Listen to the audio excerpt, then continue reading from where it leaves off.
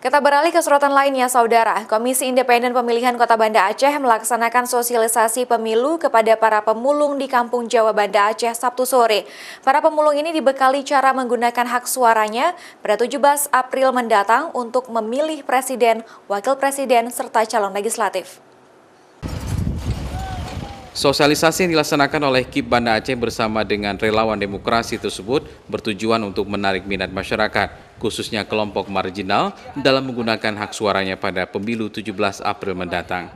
KIP mengajarkan para pemulung mengenai tata cara mencoblos yang benar pada 17 April mendatang.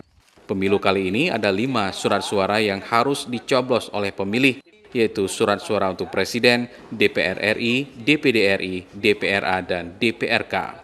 Kami ini berharap itu pemimpin itu memang pemimpin yang betul-betul bermasyarakat. Harapan kami itu yang bermasyarakat. Insya Allah kita nggak pernah golput, walaupun kita nggak pernah diperhatikan, insya Allah nggak pernah kita golput. Kita mensosialisasikan tentang tahapan-tahapan pemilu.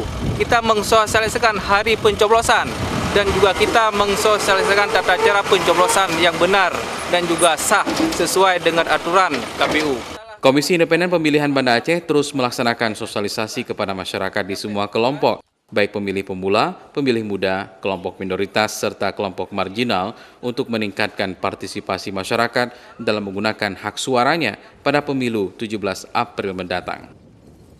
Syahril, Kompas TV, Banda Aceh.